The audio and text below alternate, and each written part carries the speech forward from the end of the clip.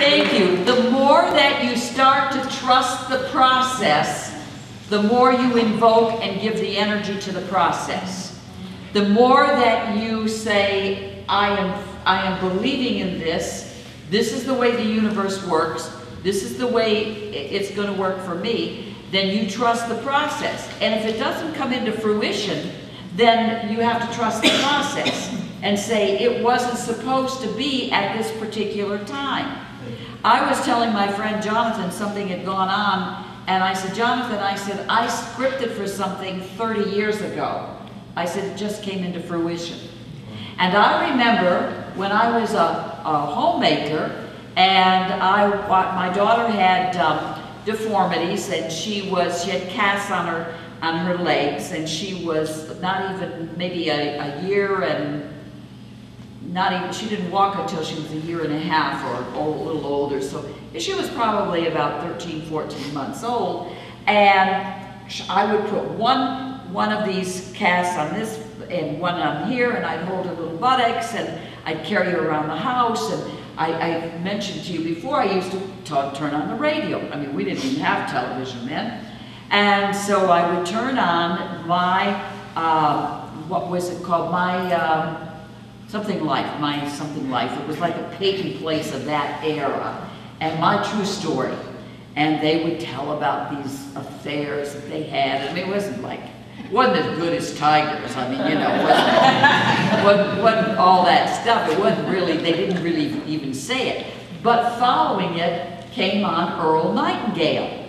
And Earl Nightingale used to say, we become what we think about all day long. And I think, oh, I've got to change my thoughts. I'm 20 years old, I got this baby. I've got to change my thoughts. I'm feeling burdened. I'm not feeling good. And so he would come on with this message that the strangest secret is that we become what we think about, and the most important thing is the magic word, which is attitude. And I'd say, I'm going to do what he does. I'm going to become a motivational speaker. That's what I'm going to do. I'm going to do that. I'm going to do what Earl Nightingale does. And then I used to turn on another station that had Ernest Holmes.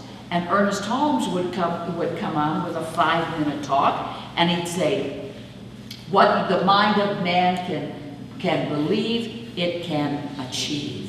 I said, oh my gosh, oh, my mind. And so even back in those days, I started doing, I didn't know about this, but I would start to do scrapbooks of the way I wanted my life. I decorated my living room, and I took a red sofa, very modern in those days, draperies, red, and who knows what all color, and of course blonde furniture was the big deal. So I had to have blonde furniture and all of these things. And I did this scrapbook.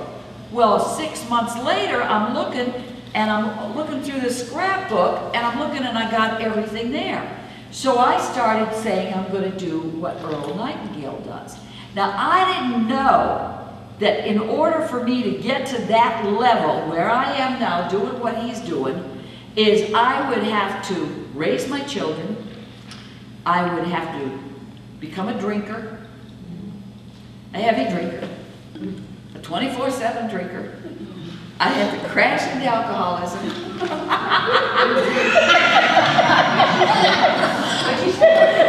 I had to crash into alcoholism.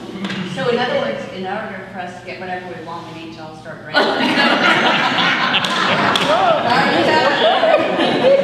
But at any rate, not quite. It looks like fun to me. It's just that it looks like fun to her. But at any rate, go through a divorce, and I had the wisdom, the knowledge, you know, the know-how. I knew how it worked. I knew how to get myself out of it. I reinvented my life. I reinvented who I was. And I was doing what Earl Nightingale was doing.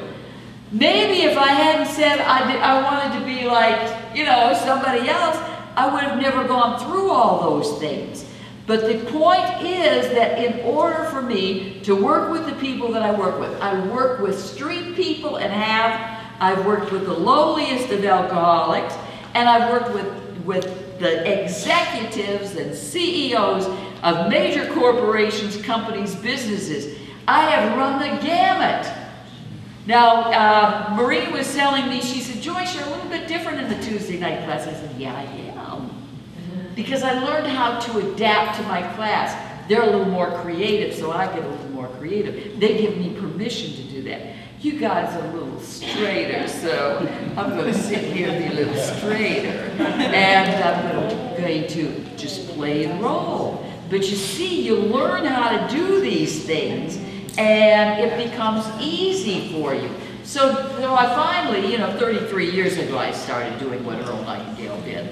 But it takes you a period of time to walk through to get to where you want to go. And all along, when I look back, all along the way, there kept, through the law of attraction, because I was even scripting, I was bringing in the right people to take me in the right direction. I was moving in the right direction. I was moving in the right direction. I was going. So I have to say, I am so grateful, and that I say this so often, I am so grateful for my life. I'm not happy about it in the sense, I'm not saying, hey, everybody has to go through this. Please, no, you don't. But I went through it and came out on the other side. In my death experience, I lived, the medical doctors, I didn't have any insurance after being in the hospital for 2 months. So I started doing homeopathy. I started doing it differently. So when I started doing it differently, my life started changing. So I have pivoted along the way so many times to go in another direction. You will pivot many times in your life. You may be in a marriage or a partnership, and you may shift into another partnership or another marriage. You may not. You may move in one direction, move into another direction. You may move from one state to another state, to another state, to another country. You might totally give up whatever you were doing at one time, totally give it up, and go into some totally different field. You may decide in midlife that you're going to go back to school, like our friend Bill Adams, who is now working on his doctorate degree, and he lives in Texas. And yeah, they know Bill. He's doing great. I heard from him the other day. And he happens to be on my website. I don't know if you saw him or not. If you go to the website, you'll see it. Website, www.joycerennolds.com. And there's about 5 or 6 pages or 7 pages on there. So you have to click the one of achievements, and there's Bill in his cap and gown. So yeah, so you see, Bill had a concrete business, a stucco. And he got out of it a long time ago, 10 years ago. And because of the class, because of his scripting, went back to school, and now he's got a whole different career. Totally different career. And he loves it, and he went from this kind of rough kind of guy to, he's an executive now, so very different.